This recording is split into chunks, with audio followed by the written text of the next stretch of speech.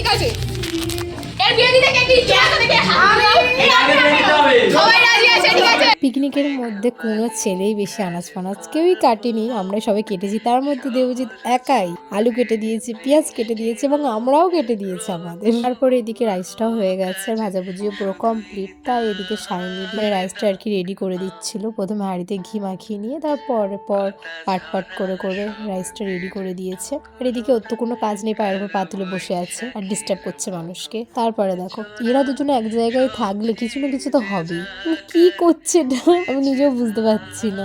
তারপর অনেকক্ষণ ল্যাংম্যাং করার পর আর ভালো লাগছিল না, এবার অন্য কিছু করার ইচ্ছে হচ্ছিল। তাই আর কি দেবীদের থেকে একজনের নাম্বার নিয়েছি, নিয়ে তাকে প্র্যাঙ্ক কল করা হচ্ছে আর কি, কল করে ডিস্টার্ব হচ্ছে। তারপর সেই সব করেও ভালো লাগছিল না, তাই একটু গান চালিয়ে নাচানাচি করছিলাম। আসলে মাল না খেয়েও মাতাল হওয়া যায় সেটাই তোমাদের দেখাচ্ছিলাম, মানে ভাঙাচোরা ডান্স এক প্রকারের।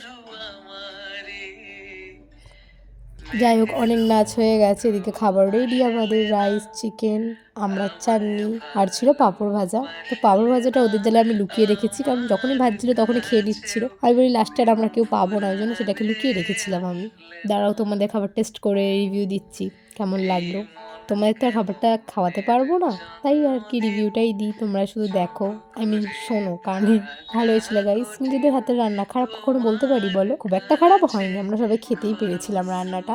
এদিকে রানী তোমাদের খাই দিচ্ছে, দাঁড়াও। এদিকে খাওয়া দাওয়া পুরো কমপ্লিট আমাদের, এবার যাবো বাড়ির দিকে। না তার আগে কিছু কাজ বাকি আছে, যেমন বাসনগুলো ধোয়া ধুই।